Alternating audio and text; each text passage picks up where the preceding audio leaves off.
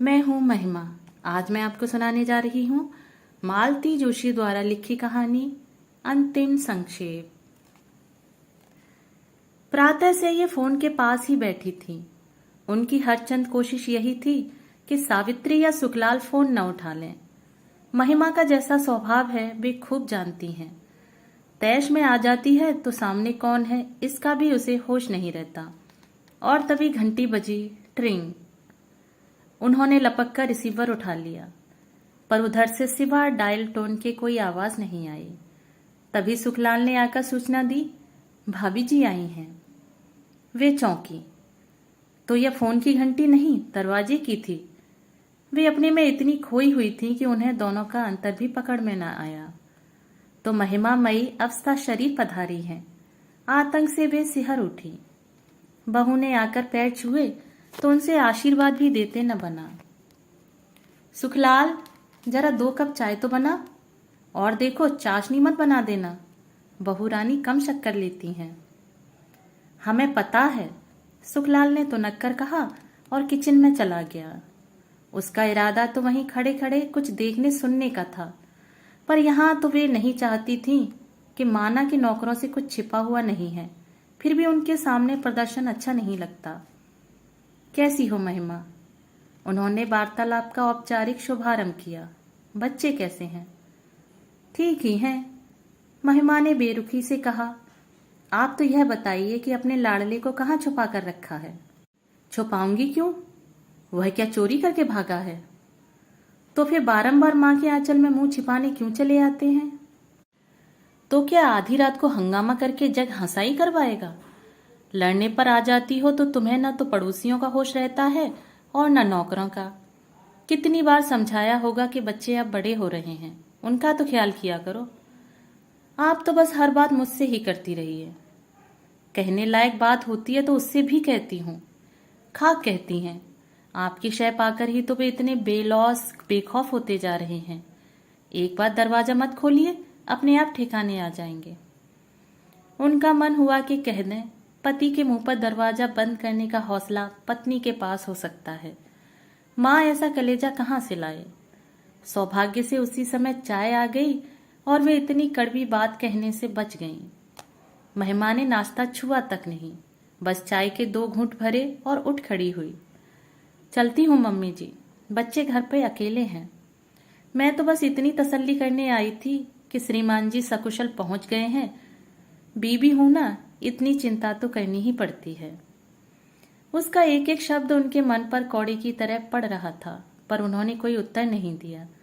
उसके पीछे चलकर दरवाजे पर आ खड़ी हुई। उसी समय कुसुम सामने से निकली, शायद सब्जी लेकर लौट रही थी। देखते ही बोली, यह क्या भाभी जी, अभी आई अभी चल दी? खाना वाना खाकर जाती? तुम क्या खिला रही हो? महिमा के स्वर में तुरशी थी, पर कुसुम को कोई फर्क नहीं पड़ा। उसी अल्लड़पन से बोली, ये कौन बड़ी बात है, हम खिला देंगे। हलवा पूड़ी न सही, दाल रोटी तो बनी सकती है। सच्ची भाभी जी, आज तो हमारे यहाँ जूठन गिराकर ही जाइए। बताइए कौन सी सब्जी पसंद है? अभी तो ठेला बहुत दूर भी न गया होगा। फिर कभी आ जाएगी, अभी बच्चे घर में अकेले हैं ना। उन्होंने महिमा की ओर से जवाब देकर इस चुगलबंदी को विराम दिया। फिर बहू से बोली, आओ फाटक पर खड़े रहते हैं, वहीं रिक्शा रोक लेंगे। मम्मी जी एक बात कहूं? रिक्शे की प्रतीक्षा करते हुए महिमा ने पूछा। कहो। आपके सुपुत्र सिर्फ आपके लिए ही यहाँ नहीं आते, किसी के मीठे बोल भी उन्हें खींचते हैं। अपनी कमजोरी ढकने के लिए महिमा का यूं दूसरों पर लांछन लगाना उन्हें अच्छा नहीं लगा। अतः वे बोली, महिमा, मीठे बोल तो कोई भी बोल सकता है, उसमें पैसे थोड़े ही लगते हैं। फिर भी मैं नहीं बोलती, यही ना? महिमा ने कहा। उसी समय एक खाली रिक्शा वहां से गुजरा तो उसने रोक लिया और बैठकर चल दी। सास की अंतिम बात ने उसे इतना नाराज कर दिया था कि उसने विदा लेने की भी जरूरत नहीं समझी। कमरे में लौटते हुए उन्होंने अनुभव किया कि उदासी के बावजूद वे बहुत हल्का अनुभव कर रही हैं। मन पर एक बोझ था जो उतर गया है। सुबह से एक तनाव, एक आशंका से वे ग्रस्त थीं। महिमा की फोन की यातना भरी प्रतीक्षा ने उन्हें थका दिया था। महिमा खुद आई और बरसकर चली गई। अब अगले किसी प्रसंग तक उससे सामना होने का खतरा नहीं रहा। वे इत्मीनान से आराम कुर्सी पर पसर गईं। समय काटने के लिए मैं कुछ न कुछ बुनती ही रहती हूँ। अभ्यासवश वह पुलिंदा भी उन्होंने उठा लिया, पर बुनने का मन नहीं हुआ। कमरे की खिड़की से पिछवाड़े का आंगन नजर आ रहा था। वे उधर ही देखती रहीं। कुसुम रस्सी पर कपड़े सुखा रही थी। कुसुम को देखते ही उनका मन उमगने लगता है। गजब की है यह लड़की। दिन भर फिरकनी की तरह घूमती रहती है, पर मजाल है कि कभी मुंह लटका हुआ मिला हो। गैरेज और उसके पास वाला कमरा, बस इतनी सी जगह उसके पास है, पर अपने 1.5 कमरे के घर को भी हमेशा चमका कर रखती है। खुद को भी साफ सुथरी रहती है। पति और बच्चों के कपड़े भी हमेशा लगतक मिलेंगे, और जितनी मिठास उसकी बोली में है, उतना ही स्वाद उसके हाथों में भी है। कई बार लगता है काश उनकी बहू भी ऐसी ही सुशील, सौम्य और सुघड़ होती। शायद इसलिए महिमा को कुसुम फूटी आंख नहीं सुहाती। हमेशा उससे चिड़ी ही रहती है। जब शुरू शुरू में वे लोग रहने आए थे तो महिमा अक्सर झल्ला जाती। ये क्या भला पाल ली है आपने मम्मी जी? इतनी दूर से हम लोग मिलने आते हैं, पर जरा भी प्राइवेसी नहीं मिल पाती। बच्चे अलग हुड़दंग किए रहते हैं। इससे तो अच्छा था किसी ऑफिस को ही ये कमरे उठा देती। ढंग का किराया तो आता। हाँ, किराया तो आता, पर ऑफिस वालों से रौनक तो नहीं होती ना बहू रानी। वह तो बाल गोपालों से ही होती है। और अब इस उम्र में मुझे प्राइवेसी की नहीं, संग साथ की जरूरत है। रात बेरात मुझे कुछ होने लगे तो गिलास भर पानी देने के लिए कोई तो चाहिए। दौड़कर तुम्हें खबर देने वाला तो कोई घर में हो। 2-4 बार यह जवाब सुन लेने के बाद महिमा ने भुनभुनाना छोड़ दिया था। वह समझ गई थी कि सास की यह दलील सीधे उस पर वार करती है। उसी ने तो इस घर को 2 द्वीपों में बांट दिया है। आज सारी संपन्नता के बावजूद वे जो बुढ़ापे में अकेलापन भोग रही हैं, तो उसका जिम्मेदार कौन है? महिमा ही तो है। उन्हें आज भी वह काला दिन याद है। वे तीनों शाम की चाय ले रहे थे। उन्होंने दिन भर खटकर मटर की कचौड़ियां बनाई थी, पर मनीष प्लेट जुठार कर ही उठ गया था। माँ की मनोहार को भी वह अनसुना कर गया था। उसके जाने के बाद महिमा ने सपाट स्वर में कहा था, मम्मी जी, हम लोग इस संडे को शिफ्ट कर रहे हैं। शिफ्ट? क्या मतलब? हम लोगों ने शालीमार कॉलोनी में एक फ्लैट बुक करा लिया है। क्यों? उन्होंने पूछ लिया, पर दूसरे ही क्षण उन्हें लगा इस क्यों से बेमानी भी कोई शब्द होता होगा। साफ जाहिर है बहू अलग गृहस्थी बसाना चाहती है। ठीक है, उसके अपने सपने होंगे, अपने अरमान होंगे, लेकिन उसके लिए अलग से मकान लेने की क्या जरूरत है? महिमा, उन्होंने शांत स्वर में कहा, तुम अलग रहना चाहती हो तो खुशी से रहो, पर उसके लिए इतनी दूर जाने की, इतना पैसा फूकने की क्या जरूरत है? इतना बड़ा घर है, क्या इसमें 2 गृहस्थियां समा नहीं सकती? मेरी साफगोई को बुरा न माने मम्मी जी, पर ऐसे माहौल में मैं अपने बच्चे को जन्म नहीं दे सकती। कैसा माहौल? आपको तो शायद अब आदत हो गई है, पर जैसी महफिलें यहाँ जमती हैं, जैसे लोग बाबूजी के पास इकट्ठा होते हैं, उन्हें मैं बर्दाश्त नहीं कर सकती। महिमा, उनके स्वर में धार थी, तुम इस घर की पहली बहू तो नहीं हो। जानती हूँ मम्मी जी, पर भी जो मुझसे पहले आई हैं, कितने दिन आपके पास रही हैं? बस मेहमानों की तरह आती हैं और 4 दिन रहकर चली जाती हैं। मेरी तरह 30 दिन यहाँ रहना पड़े तो पता चले। अभी उसी दिन यहाँ होती तो मजा आ जाता। किस दिन की बात कर रही हो? अच्छा हाँ, उस दिन मेजर साहब जरा ज्यादा ही बहक गए थे। मैंने तो उसी दिन तुम्हारे बाबूजी से कह दिया था कि अब घर में बहू आ गई है, ढंग के लोगों को ही घर में बुलाया करें। किस किस को रोकेंगी आप? और फिर बाबूजी खुद भी तो। हाँ, पीते हैं। पुलिस की नौकरी का तोहफा है। जब इस नौकरी का सुख भोगा है तो यह भी भुगतना ही होगा। पर वे किसी को परेशान तो नहीं करते। 1 आध दिन का किस्सा छोड़ दो, पर उनके यार दोस्त भी आते हैं तो बाहर वाले कमरे में बैठे रहते हैं, और आप भीतर से उनके लिए बर्फ, नमकीन, काजू और पकौड़े भिजवाती हैं। नहीं मम्मी जी, यह वातावरण मुझे रास नहीं आएगा। मेरे संस्कार दूसरे हैं। इसके बाद उन्होंने कुछ नहीं कहा। कहने को था ही क्या। हाँ, एक कसक जरूर बनी रही। काश मनीष यह प्रस्ताव उनके सामने रखता, तब शायद उसमें इतनी कड़वाहट नहीं होती, पर उस बेचारी की तो हिम्मत ही नहीं पड़ी होगी। रात मन हुआ कि बाबूजी से बहू की करतूत बखान करें, पर चुप लगा गईं। उनसे किस मुंह से कहती कि बहू आपके कारण अलग डेरा बसा रही है। उन्हें तो शायद विश्वास ही नहीं होता। वे बेचारे खुद किसी लफड़े में नहीं पड़ते। मनीष ने अपनी मर्जी से शादी तय की, उन्होंने खुशी खुशी भावनाएं डालवा दी। बहू अपने साथ एक छल्ला भी नहीं लाई, उन्होंने तो कुछ नहीं कहा। बहू पर्दा नहीं करती, उल्टे सीधे कपड़े पहनकर घूमती है। 9-9 बजे तक बिस्तर में घुसी रहती है, रसोई में पांव भी नहीं देती। उन्होंने कभी किसी बात के लिए टोका टोकी नहीं की, टीका टिप्पणी नहीं की। उनकी अपनी अलग दुनिया थी। सुबह को सैर, दोपहर में ताश, शाम को क्लब। इस रूटीन में खलल उन्हें नापसंद था। मौज में आते तो एकाध महफिल घर पर भी जमा लेते, पर उनकी सारी व्यवस्था सुखलाल देखता था। घर की औरतों को उससे कोई परेशानी नहीं होती थी। ऐसे निरुपद्रवी जीव के लिए भी मेहमान न जाने क्या क्या कह गई।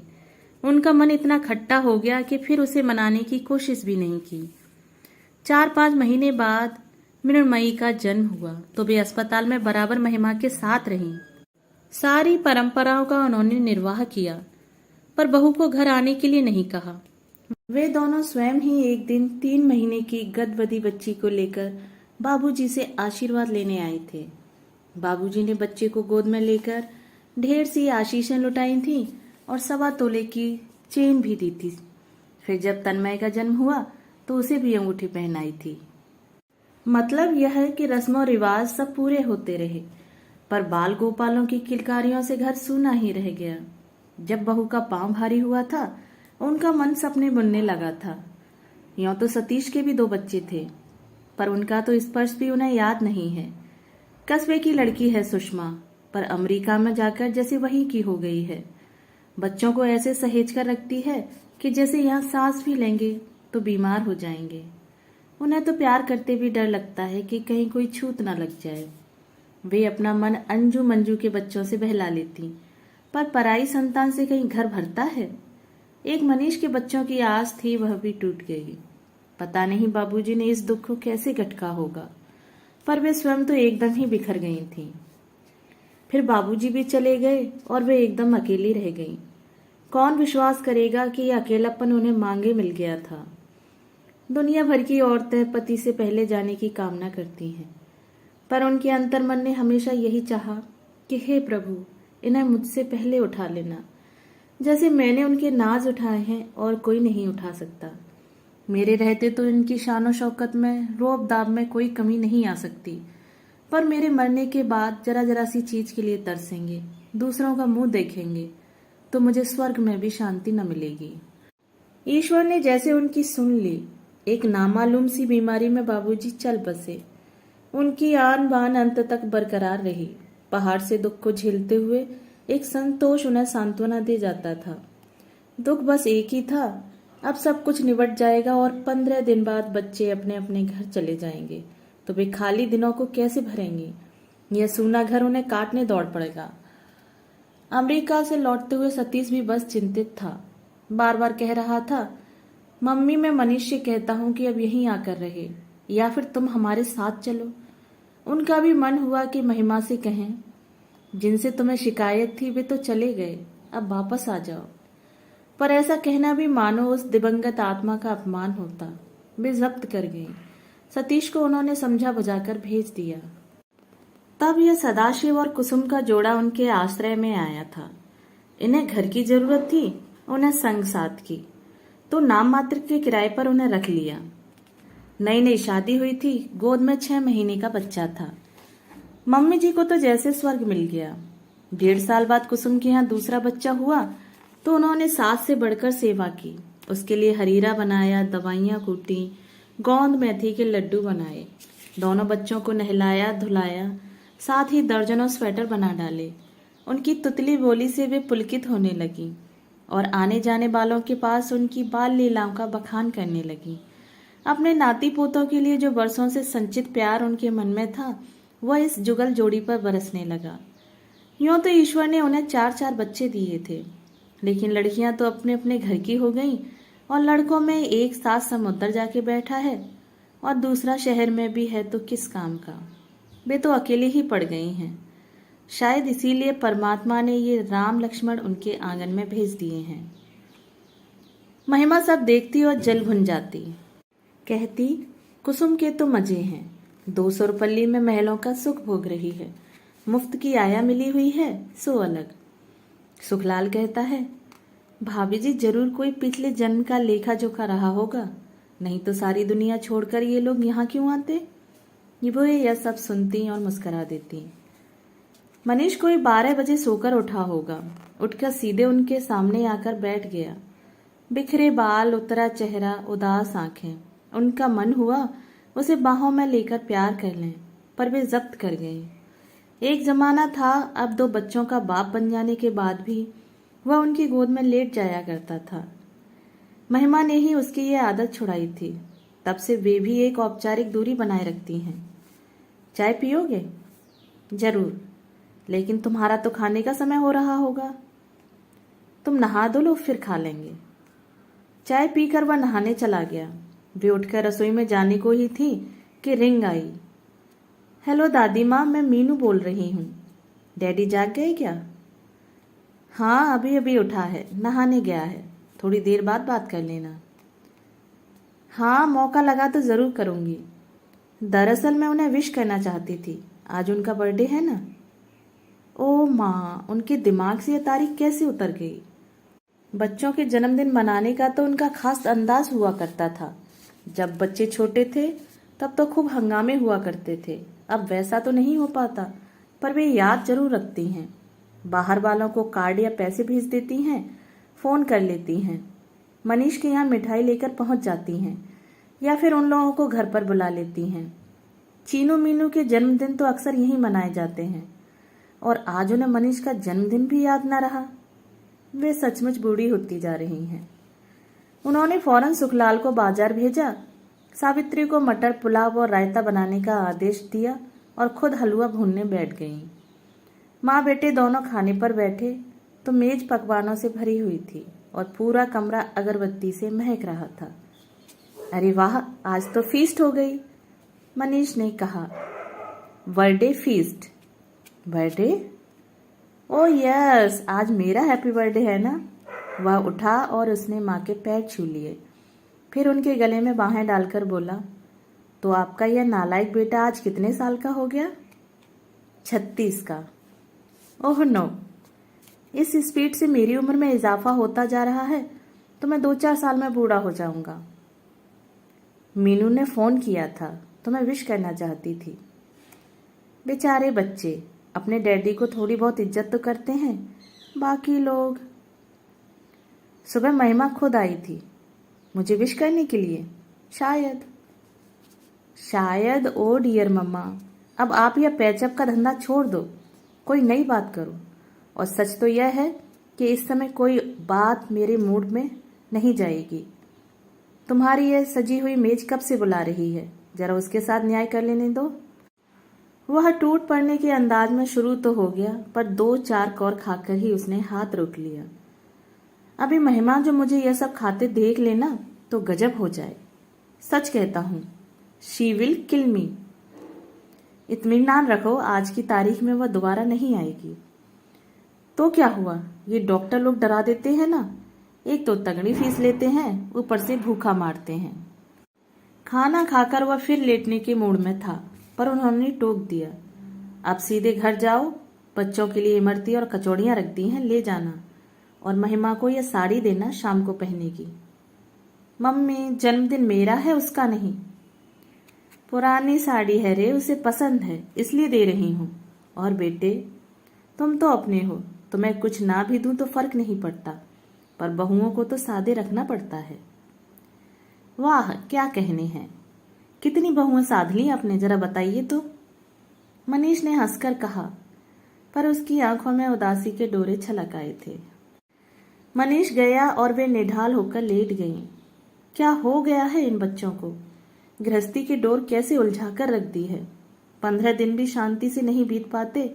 वे इतना समझाती हैं, पर दोनों ही जैसे जिद पर उतर आते हैं। शहर के दूसरे छोर पर रहता है मनीष। पर उस घर की अशांति की आंच इन तक आती ही रहती है। हर धमाके की गूंज उनके शांत जीवन को अस्त व्यस्त कर जाती है। पहला विस्फोट शायद उस दिन हुआ था जब मनीष क्लब से बेतहाशा पीकर लौटा था। घर में अच्छा खासा हंगामा हुआ होगा। नौकर ने खबर कर उन्हें फोन किया था और वे उतनी रात को रिक्शा करके यहाँ पहुंची थी। पहले तो उन्होंने मनीष को खूब आड़े हाथों लिया था, फिर पुचकारते हुए बोली, बेटे तुम तो जानते हो इसी एक ऐप के कारण तुम्हारे देवता स्वरूप पिता बिरादरी में कभी सिर ऊंचा करके नहीं चल सके। रिश्तेदारों ने हमेशा मुंह छिपाते रहे, फिर जानते बूझते उसी लकीर पर क्यों जा रहे हो। उत्तर में मनीष उनकी गोद में मुंह छिपाकर रो दिया था। उस रुलाई में कितने दुख, कितनी व्यथा छिपी हुई थी। पिता को खोने की पीड़ा थी, अंतिम समय में उनकी सेवा न कर पाने का मलाल था, और माँ के अकेलेपन का एहसास था जो उसकी छाती पर बोझ बनकर बैठ गया था। बेटे की करुणा से उनकी ममता जैसे कृतार्थ हो गई। उसकी पीठ पर हाथ फेरते हुए बोली, माँ बाप किसी की जिंदगी भर थोड़ी बैठे रहते हैं, आगे पीछे उन्हें जाना ही पड़ता है।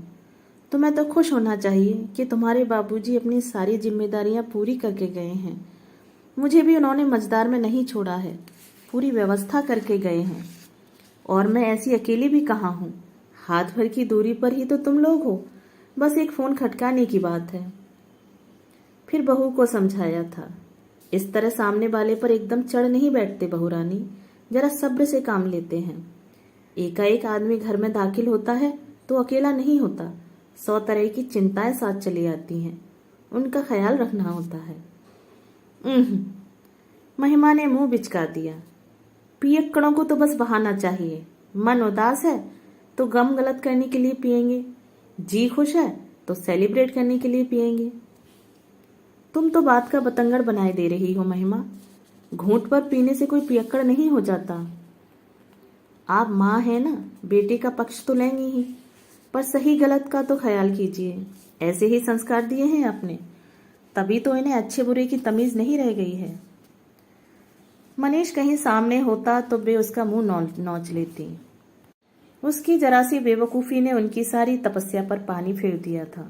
बहू के सामने उन्हें नीचा देखना पड़ा।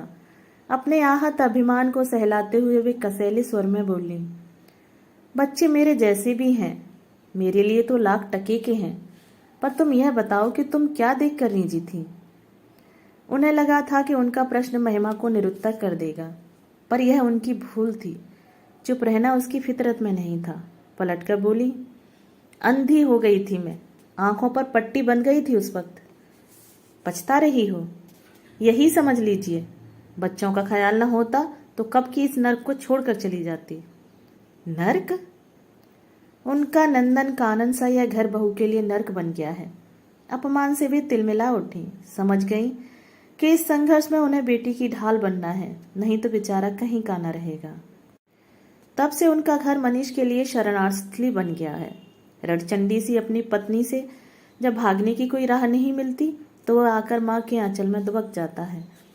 पति पत्नी का झगड़ा तब गौड़ हो जाता है और सास बहू में शीत युद्ध तन जाता है। इस बार मनीष को देखे हफ्तों बीत गए हैं और उनका जी घबराने लगा है। चीनू मीनू को भी याद आ रही है, पर एकाएक महिमा के यहाँ जाने का वे साहस नहीं जुटा पाती। हाँ, उस घर को वे महिमा का घर ही समझती हैं, इसीलिए तो वहां जाने के लिए बहाने तलाशती रहती हैं। यों तो कुसुम पिछले हफ्ते पीहर से लौटी है, मीनू के लिए आम पापड़ की सौगात भी लाई है, पर उतना सा कारण महिमा के घर जाने के लिए काफी नहीं लगता। कल मिसेज नायर केले के चिप्स और काजू के पैकेट दे गई हैं। उनकी ये पड़ोसन जब भी केरल जाती है उनके फरमाइश पर ये चीजें जरूर लाती है। सावित्री से कहकर उन्होंने थोड़ी मठरियां भी बनवा ली। बच्चों के लिए पूरी डलिया भर सामान हो गया, तब जाकर उन्हें संतोष हुआ। अब वे निसंकोच उस घर की घंटी बजा सकती हैं। तैयार होते हुए वे याद कर रही थी कि पिछली बार उस घर कब आना हुआ था। हाँ, 14 फरवरी को गई थी। मनीष की शादी की सालगिरह थी। दिन भर वे फोन के पास बैठी निमंत्रण की राह देखती रहीं। उनके कान दरवाजे पर ही लगे रहे कि शायद दोनों आशीर्वाद लेने ही चले आए, पर उन्हें अंततः निराशा ही हाथ लगी। आखिरकार मिठाई और फल फूल लेकर शाम को वे खुद ही चल पड़ी। यहाँ पहुंचकर देखा उत्सव का कोई माहौल नहीं था, उल्टे घर पर सन्नाटा सा तारी था। उन्होंने हंसते हुए कहा, अरे आज तुम लोगों को याद भी है कि कौन सी तारीख है? लड़ने से फुर्सत मिले तब तो याद रहेगा। सोफे में दसी हुई मीनू बुदबुदाई। उसका वाक्य भी पूरा न हुआ था कि महिमा उस पर झपटी। उन्होंने लपक कर उसका हाथ पकड़ लिया। ये क्या कर रही हो? सयानी लड़की पर यूं हाथ नहीं उठाया जाता। महिमा एकदम फुफकार उठी। कम से कम मेरे बच्चों के सामने तो मुझे जलील मत कीजिए। और पैर पटकती हुई वह अपने कमरे में चली गई। वे स्तब्ध रह गईं। क्या इस तरह अपमानित होने के लिए वे उतनी दूर से आई हैं? मन तो हुआ कि उल्टे पैरों लौट जाएं, पर बच्चों के उदास चेहरे देखकर उनके पांव रुक गए। आंखों में याचना लिए दोनों इनके पास सिमट आए थे, मानो माँ की बेअदबी के लिए क्षमा मांग रहे हों। उनके सिर पर हाथ फेरते हुए फिर वे बच्चों के कमरे में ही जाकर बैठ गईं। थोड़ी देर बाद वातावरण जरा हल्का हो गया तो मीनू ने उन्हें वह पेंटिंग दिखाई जो उसने मम्मी पापा के लिए बनाई थी। चीनू भी बड़ा सा प्यारा सा कार्ड लाया था। सुबह चाय की मेज पर ही सरप्राइज देने का विचार था, पर झगड़ा शायद उससे भी पहले शुरू हो गया था। पापा सुबह से ही गायब हैं, खाने पर भी नहीं आए। झगड़ा किस बात पर हुआ था क्या पता, और आजकल कारण की तो शायद जरूरत ही नहीं पड़ती, दोनों सामने पड़ते ही शुरू हो जाते हैं। मीनू ने बताया। सच दादी, हम लोग तो इतने बोर हो जाते हैं कि क्या बताएं। दोस्तों के सामने इतनी शर्म आती है कि बस। चीनू भुनभुना रहा था। सच कहता हूँ, मैं किसी दिन घर छोड़कर भाग जाऊंगा। धत पगले, ऐसी बात नहीं करते, उन्होंने उसे पुचकारते हुए कहा। पर वे सचमुच डर गई थीं। इस कच्ची उम्र का कोई भरोसा है। आवेश में बच्चे कुछ भी कर सकते हैं, पर इनके माँ बाप को अक्ल आए तब ना।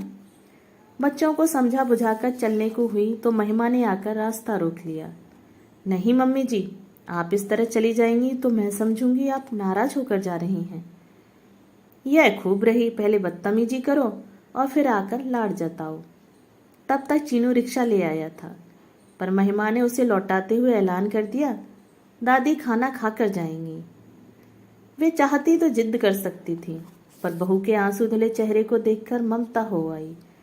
माँ की मनोहार भरी मुद्रा देखकर बच्चों के चेहरे भी खिल उठे। बेचारे दिन भर घर में मुंह लटकाए बैठे थे। घर का माहौल बदलते ही खुशी खुशी संगी साथियों से मिलने चले गए। घर सूना हो गया।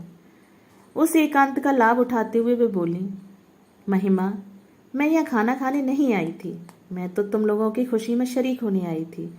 पर यहाँ आकर पता चला कि खुशी नामक चीज ही इस घर से गायब है। महिमा ने उनका वाक्य पूरा किया। और अब आप इसके लिए मुझे ही दोषी ठहराएंगी, ठीक है ना? उन्होंने कोई जवाब नहीं दिया और चुपचाप मटर की फलियां छीलने बैठ गईं। वे व्यर्थ के विवाद से बचना चाहती हैं। इस उम्र में ये तनाव उनसे झेले नहीं जाते। पर महिमा तो कमर कसकर बैठी थी शायद, इसलिए मम्मी जी को मनोहार करके खाने के लिए रोक लिया था। मम्मी जी, वह शुरू हो गई थी। पानी अब सचमुच सिर से ऊपर होता जा रहा है। मेरी सहनशीलता की सारी सीमाएं समाप्त होती जा रही हैं।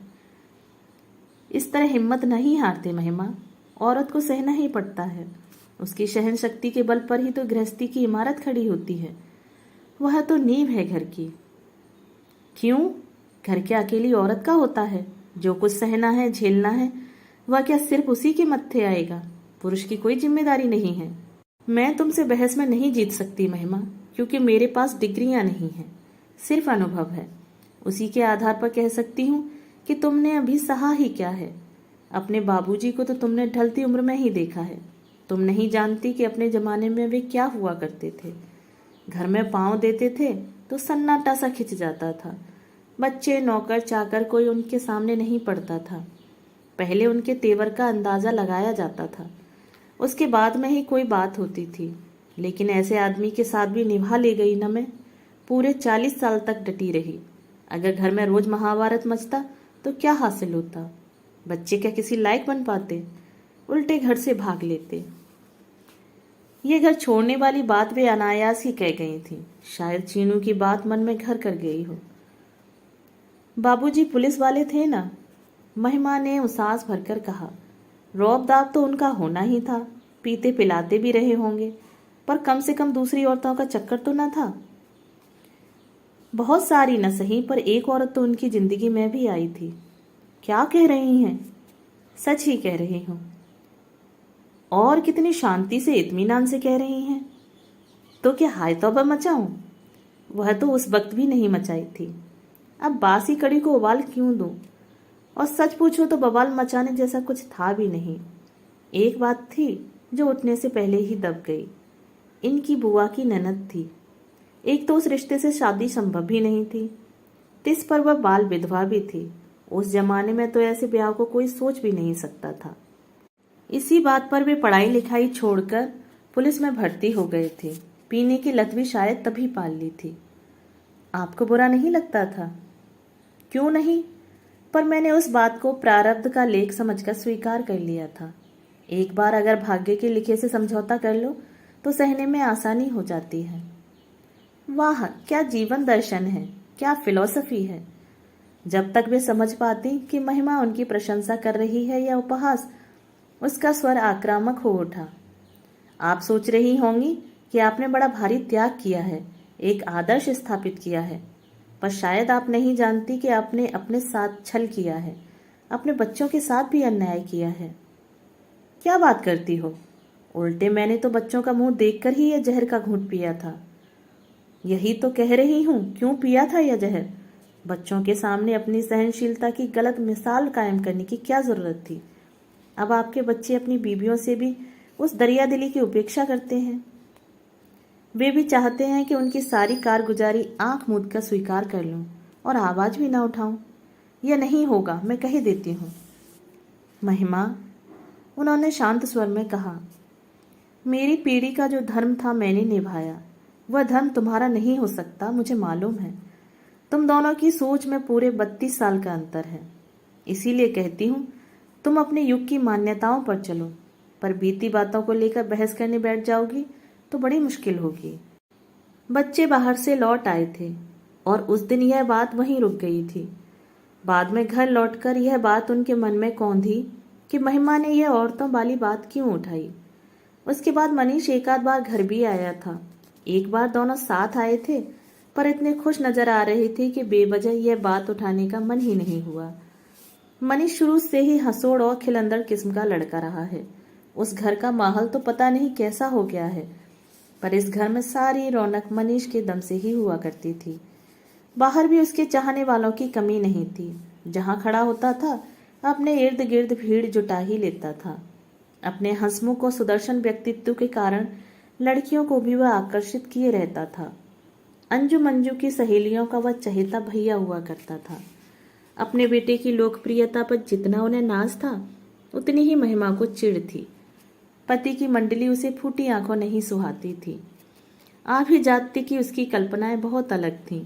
वह मनीष को उनमें फिट करना चाहती थी और सारे झगड़े वहीं से शुरू होते थे। मनीष धीरे धीरे घर से छिटकता जा रहा है, यह वे भी अनुभव कर रही थी। पर बाहर क्या कोई तार सचमुच जुड़ गया है, या यह भी महिमा का एक वहम ही है? महिमा के यहाँ जब भी जाने का मन हुआ, इसी असमंजस में उनका रास्ता रोक लिया।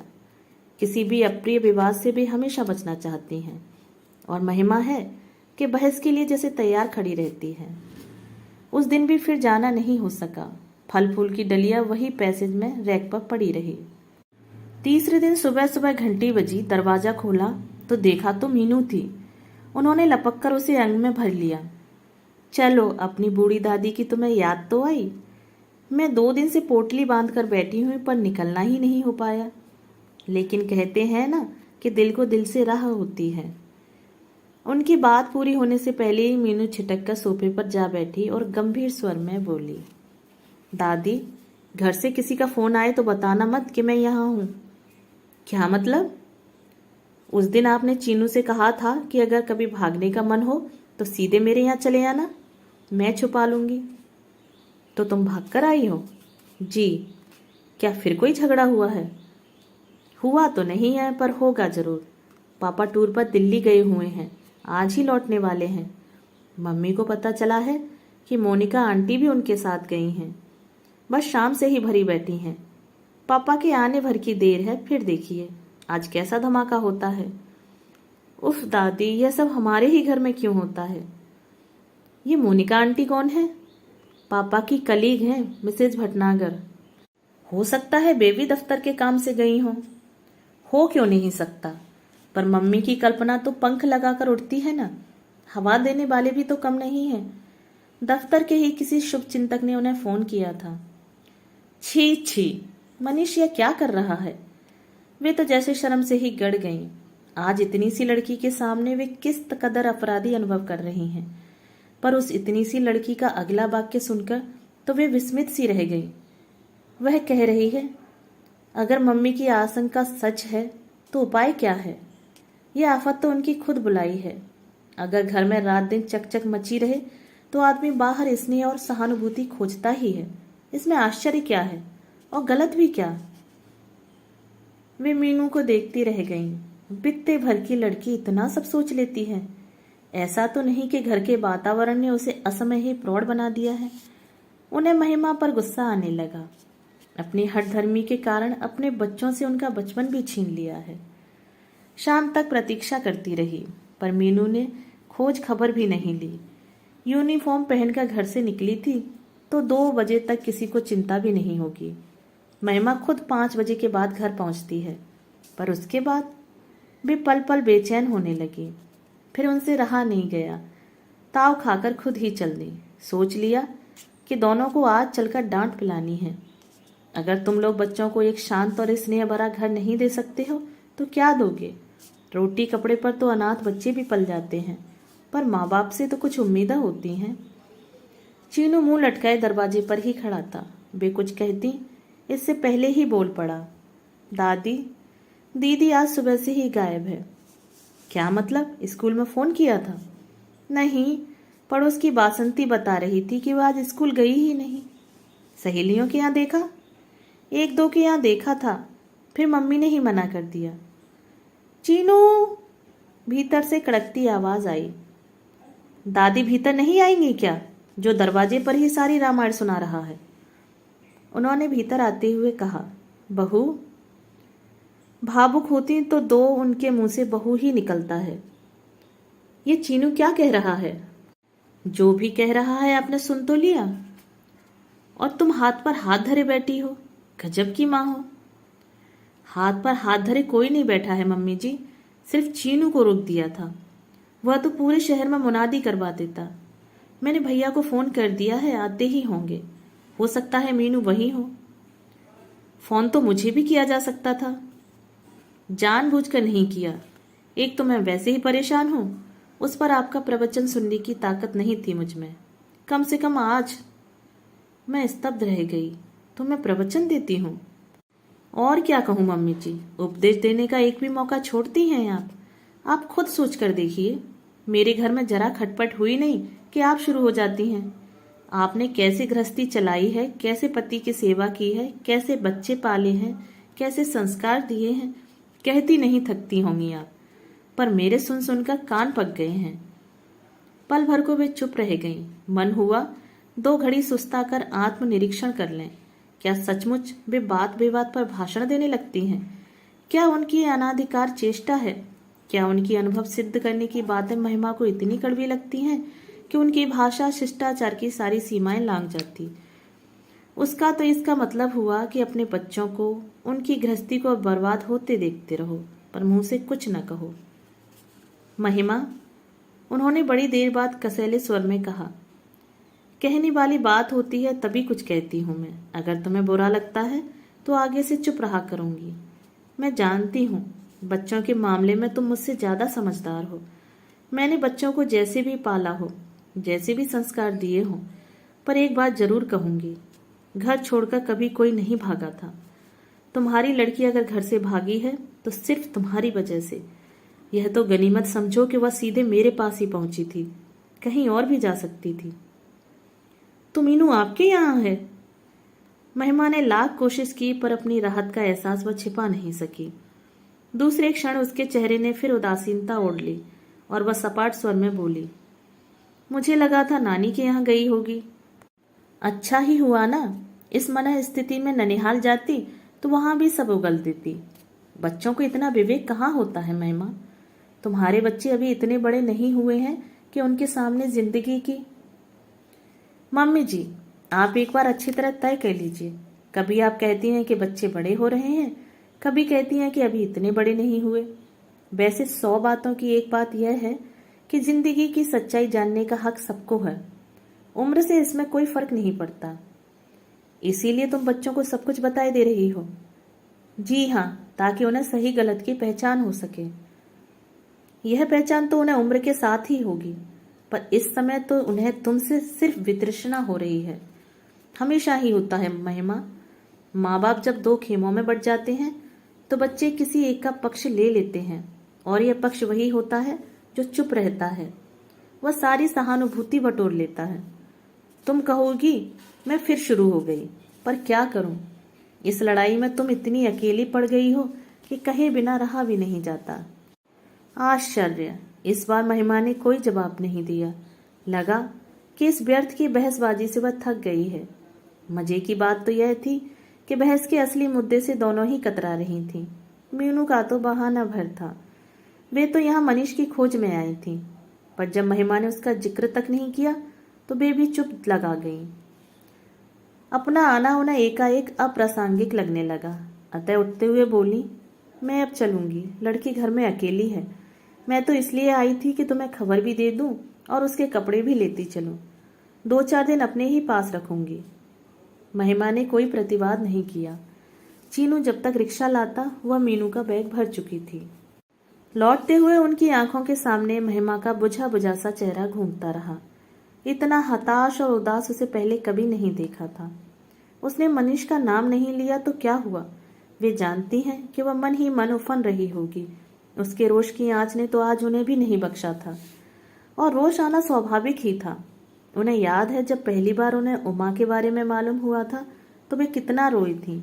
बच्चे अगर गोद में न होते तो वे कुएं में छलांग ही लगा देती। अपनी सोने सी घर गृहस्थी पल भर में उनके लिए मिट्टी हो गई थी। सतीश और अंजू को उठाकर वे सीधे अजमेर अपने पीहर पहुंच गई थी। महीना भर खूब आनंद में भरपूर लाड़ प्यार में बीता। फिर लगा कि धीरे धीरे भाभीियों के तेवर बदलने लगे हैं। ननद के पास बैठकर हंसी ठिठोली करना, उनकी पसंद की चीजें बनाना, बच्चों के लिए खेल खिलौने लाना, ये बातें धीरे धीरे कम होने लगी। कहाँ तो वे उसे पानी का गिलास नहीं उठाने देती थी। अब कई बार शाम को पूरा चौका उसके भरोसे छोड़ पति के साथ घूमने निकल जाती। सिनेमा जाते ननद को साथ ले जाना भी उन्हें नागवार गुजरता। भाइयों के स्नेह के उत्ताप में भी कुछ कमी आने लगी। माँ की आंखें भी जैसे कुछ पूछती सी लगती। 3 महीने बीतते बीतते उनका मन भर गया और वे चुपचाप घर लौट आईं। अच्छा ही हुआ जो जाते समय कोई तमाशा करके नहीं गई थी, नहीं तो लौटने का रास्ता भी नहीं रह जाता। गृहस्थी की गाड़ी पुनः ऐसे चल पड़ी मानो बीच में कोई व्यवधान ही ना आया हो। फिर मनीष और मंजू भी मान गए। अपने घर परिवार में वे पूरी तरह रस गईं। लेकिन फिर भी जब कभी बाबूजी किसी काम से कानपुर की ओर निकल जाते तो उनकी रातों की नींद गायब हो जाती। दिल पर जैसे सांप लौटने लगते। अपनी यह कमजोरी भी महिमा के सामने कभी स्वीकार नहीं करेंगी, क्योंकि वे उसके सामने छोटी नहीं पड़ना चाहती। वे जानती हैं कि महिमा उनकी तरह ढुलमुल नहीं रहती। जिस दिन पानी सिर से ऊपर निकल जाएगा छिटक कर दूर खड़ी हो जाएगी। उसके पास सिर्फ संकल्पों का बल ही नहीं है, साधन भी हैं। वे भी अगर महिमा की तरह सक्षम होती तो शायद आज चित्र कुछ दूसरा होता।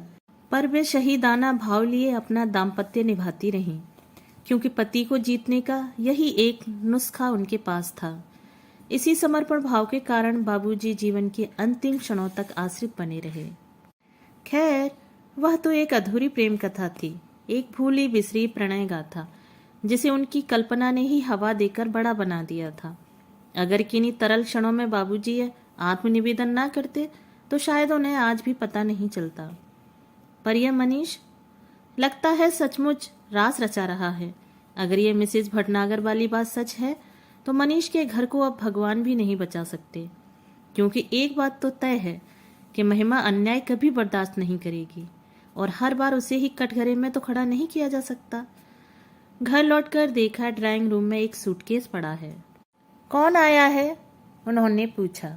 पापा हैं, मीनू ने बताया। पापा, अब इस वक्त कौन सी गाड़ी है?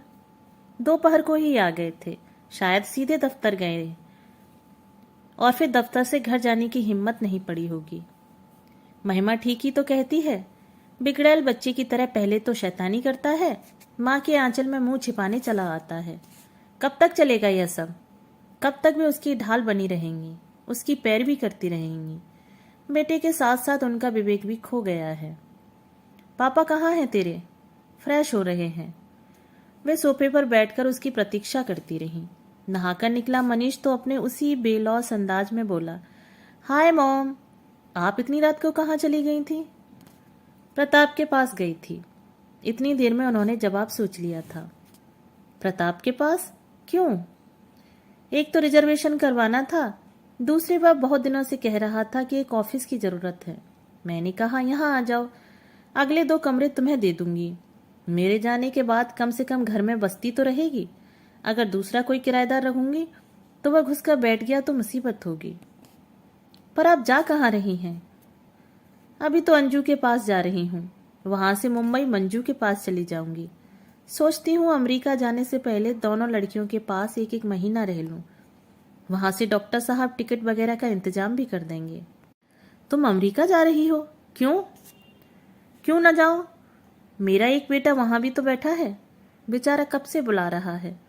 अभी मेरे हाथ पांव साबुत हैं, आंखें भी काम दे रही हैं। अभी जाऊंगी तो कुछ घूम फिर लूंगी, देख सुन लूंगी। बाद में तो जैसे यहाँ वैसे वहां। मनीष का चेहरा लटक गया। बड़ी देर बाद धीरे से बोला, जाने का सोचा है, यह तो बड़ी अच्छी बात है, भैया का मन रह जाएगा। पर यहाँ प्रताप को बिठाने की क्या जरूरत है? एक बार जम गया तो उसकी नीयत भी बदल सकती है, संबंधों में दरार पड़ जाएगी। तो तुम आ जाओ, उन्होंने छूटते ही कहा तो मनीष एकदम चौंक पड़ा। पता नहीं क्यों उनके अवचेतन में यह बात घर कर गई थी कि लड़का बेघर हो गया है, इसलिए बहक गया है। अपनी 4 दीवारी में आ जाएगा तो उसका मन स्थिर हो जाएगा। उसी समय सुखलाल चाय लेकर आया। वे जब घर लौटी थी तो उन्हें भी चाय की जरूरत महसूस हुई थी, पर मनीष का सूटकेस देखते ही वे सब कुछ भूल भाल गई थी। पर सुखलाल तो भैया जी की आदत जानता है। उनके नहाकर निकलते ही वह चाय ले आया। भीतर जाते हुए सूटकेस लेकर चलने लगा तो मम्मी जी ने रोक दिया। सूटकेस यहीं रहने दो सुखलाल, भैया अभी वापस जाएंगे। मनीष और मीनू दोनों ने चकित हो उनको देखा, पर वे उस विस्मित दृष्टि को अनदेखा कर बोली, और देखो, खाना जरा जल्दी ही बना लेना, सफर का थका हुआ है मनीष, जल्दी घर जाकर आराम करेगा। जी बस अभी बना लेता हूँ। मम्मा, सुखलाल के जाते ही मनीष ने कहा, मैं सचमुच ही बहुत थका हुआ हूँ और आज की रात शांति से सोना चाहता हूँ। तो मैं घर नहीं जाऊंगा। अच्छा, और वह जो सुबह से वहां परेशान हो रही है, उसे शांति की जरूरत नहीं है? तुम में तो इतनी भी कर्टसी नहीं है कि आने के बाद उसे फोन ही कर देते। आप क्या वहां गई थी? जाना ही पड़ा। तुम्हारी ये सुकन्या जो सुबह से यहाँ आई हुई है, महारानी बिना कुछ कहे सुने चली आई। यह भी नहीं सोचा कि पीछे कोई कितना परेशान होता होगा। वाह, बहुत अच्छे संस्कार दे रहे हो, बिल्कुल तुम्हारी तरह गैर जिम्मेदार होती जा रही है। अरे तुम लोगों ने इस घर को समझ क्या रखा है? बस मुंह उठाया और चले आए। घर न हुआ जैसे चोरों के छिपने का ठिकाना हो गया, इसीलिए जा रही हूं मैं नहीं रहूंगी तो अपने आप एडजस्ट करना सीख जाओगे। तुम नहीं जानती मम्मा, सब कुछ कितना मुश्किल होता जा रहा है। It is simply impossible. तो खत्म कर डालो यह किस्सा हमेशा के लिए, जान तो छूटे। ये क्या कह रही हो मम्मा तुम? क्यों, इसमें गलत क्या है? जिस रिश्ते में जान ही बाकी ना हो उसे ढोते रहने में क्या तुक है? अच्छा हुआ जो तुम्हारी अपनी पसंद की शादी थी, नहीं तो जिंदगी भर हमें ही कोसते। खैर, वह तो बहादुर लड़की है, अकेली भी निभा ले जाएगी, बच्चों को भी पाल लेगी। पर तुम अपनी सोचो, क्या एक दिन भी अकेले रह पाओगे? उनका मन तो हो रहा था कि पूछ लें, क्या वह मिसेज भटनागर तुम्हारे लिए अपना घर बार छोड़ देगी? पर अपने ही बेटे से इस तरह की चर्चा करना उन्हें अशोभन लगा। मृदुल स्वर में बोली, बेटे, मैं हमेशा तो रहूंगी नहीं, कभी न कभी अपने निर्णय तुम्हें ही लेने होंगे। जितनी जल्दी इसकी आदत डाल लो अच्छा है। खाने की मेज पर ऐसा सन्नाटा कभी नहीं रहा। बेचारा सुखलाल बड़ा दुखी हुआ। मालकिन अकेली रहती तो उसे खाना बनाने में कोई रस नहीं आता, पर जब भैया जी या बच्चे आते हैं वह अपना सारा पाक कौशल उड़ेल देता है। पर आज उसे दाद नहीं मिली। मनीष तो बस थाल जुठा कर ही उठ गया था। मीनू भी जितनी देर बैठी मुंह फुलाए बैठी, पर उन्होंने कोई इसरार नहीं किया, जरा भी मनुहार नहीं की। खाने पीने के लाड बहुत हो चुके। जब तक भोजन समाप्त हुआ सुखलाल रिक्शा लेकर आ गया। वैसा आदेश पहले ही दिया जा चुका था। गाड़ी में बैठते हुए मनीष का चेहरा ऐसा लग रहा था मानो किसी जिद्दी बच्चे को जबरदस्ती स्कूल भेजा जा रहा हो। लेकिन इस बार उसका मन नहीं पसीजा। हाँ, मीनू एकदम पापा की परछाई सी साथ जाने के लिए तैयार हो गई, पर उन्होंने सख्ती से मना कर दिया। गुस्से में पैर पटकती वह ऊपर कमरे में चली गई और भड़ाक से दरवाजा बंद कर लिया। जाते ही चीनू को भेज देना, विदा के रूप में उन्होंने बस इतना ही कहा। टैक्सी आंखों से ओझल होते ही वे भीतर आई। घर एकदम खामोश था। इसी एकांत की तो उन्हें प्रतीक्षा थी। उन्होंने तुरंत नंबर घुमाया। महिमा, तुम्हारा भगोड़ा कैदी मैं वापस भेज रही हूँ। जो सजा देना चाहो दे देना। मैंने अपने दरवाजे बंद कर लिए हैं। चाहो तो तुम भी कर लेना, मैं कुछ नहीं कहूँगी। एक बात और यह आखिरी बात है महिमा, पति ताले में कैद करके रखने की चीज नहीं है। उसे तो मन की डोर से बांधना पड़ता है। वह चाहे कहीं भी भटकता रहे, बसेरे के लिए अपने ठिकाने पर लौट ही आता है। दोस्तों, अभी आप कहानी सुन रहे थे अंतिम संक्षेप। अगर आपको ये कहानी पसंद आई तो मेरे चैनल को सब्सक्राइब और मेरी वीडियो को लाइक और शेयर जरूर करें, और अपने सुझाव मुझे कमेंट बॉक्स